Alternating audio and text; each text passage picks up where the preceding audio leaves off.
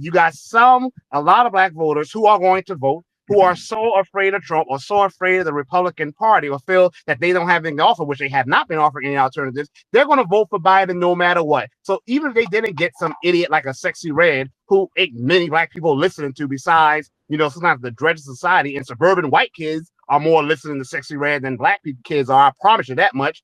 They don't have to do that. The thing is, a lot of black voters are usually automatically going to vote Democrat. These celebrities they bring on don't influence their vote any which way. That's just the facts. The truth of the matter is most of black America, like most of white America, is not voting at all. So instead of us, and I do believe we need to speak to everyone. We need to speak to those who are a captured electorate, meaning they're going to vote automatically for the Democratic Party or vote automatically for the Republican Party. I don't feel this is a waste of time engaging them, but there are hundreds of I think millions it's a of waste of other time. people who don't vote at all that we can be trying to engage, and that's fertile territory for us to activate so we can actually get some good quality candidates.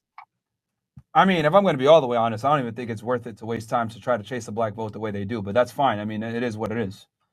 Well, they actually realize it is because when you go through these swing states, it's the black voters usually there who decide who's going to win and who's going to lose. That's why Hillary lost in 2016, because she thought she automatically had the quote unquote black vote, which, by the way, I hate the term black vote because that implies that all black people are the same. And we're not diverse people with different mindsets and different interests and different needs. But Hillary Clinton thought she automatically But had the quote Marcel, just unquote on black that vote. question, Uh-huh.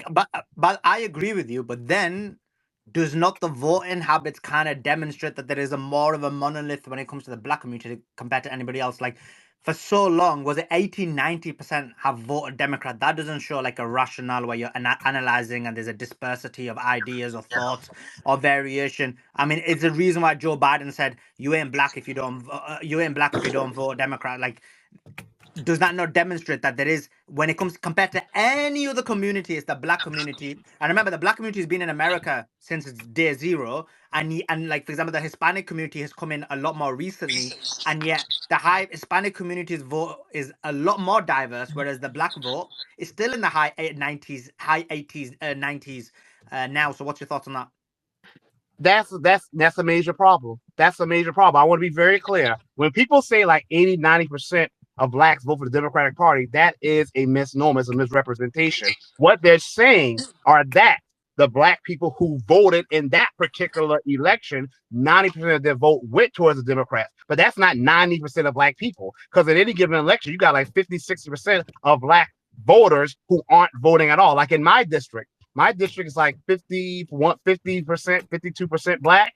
And in my state district that just had elections, like 69% black What's and in only the U.S. 40. elections? I just may Huh? ask you. This is a question I don't know the answer to, so I'm asking you. In the U.S. elections, what percentage of people from the black community voted in comparison to other communities?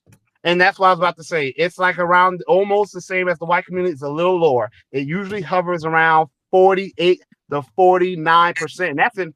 And that's in presidential elections. When you get to the state level, it starts to crater. And that's pretty much the same as many demographics. So what we're seeing now, it is an issue. And I talk about that all the time. I talk to my people that I speak with who are of my lineage who are going to vote for the Democratic Party. When you automatically send a message to a party that no matter what you do or don't do, you're going to vote for them anyway, you right there already sending the message that they don't have to do anything for you. They don't have to come up with policies for you, and they will act accordingly. We have to demand our vote be And earned. isn't that a major problem, Marcel? Like, basically, because what you're actually saying is when it comes to voting habits, there's not much variation between the communities. So, generally speaking, of the black people who do vote, the black of those, the vote is guaranteed to the Democrat Party. And the problem with that is, Marcel, as you just alluded to, right? And I want to hear your thoughts on this. Well, you've said your thoughts, but I want you to expand on them. Is that when the Democrats believe that the vote is guaranteed, then they don't care about that community. They don't put effort in for that community. They don't try and make policies that benefit that community. What's your thoughts on that? That's why they're afraid right now as we speak, because there has been among black men more than black women, but there has been a shift somewhat towards people being more open to consider voting for Trump, not the Republican Party, because the Republican Party, by and large, is still awful. They just want us to vote for red neglect instead of blue neglect. Whereas Trump is actually engaging the black community. Now, for me, has he gone far enough? No, he has not. I'm actually speaking with someone from Trump's team, Dr. Darrell Scott, and my campaign manager and we have had conversations at length about policy specifically for freedmen. That's a class. That's the class of Black Americans who are descendants of the emancipated. We have talked for almost an hour about policies. So Trump is actually doing something that the Republican Party can learn from, engaging not necessarily the Black voters who are diehard Democrats, but engaging the large swath who have not been active voters because they haven't felt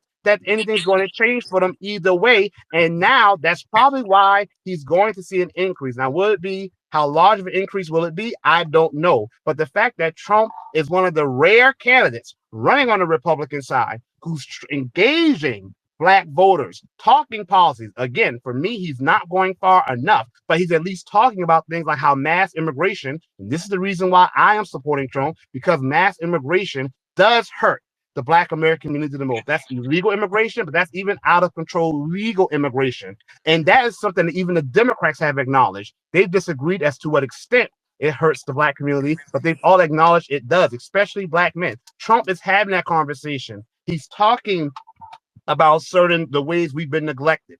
So I do, it is a problem, but it's also a possibility for solutions for a political party or for a politician who's savvy enough to benefit.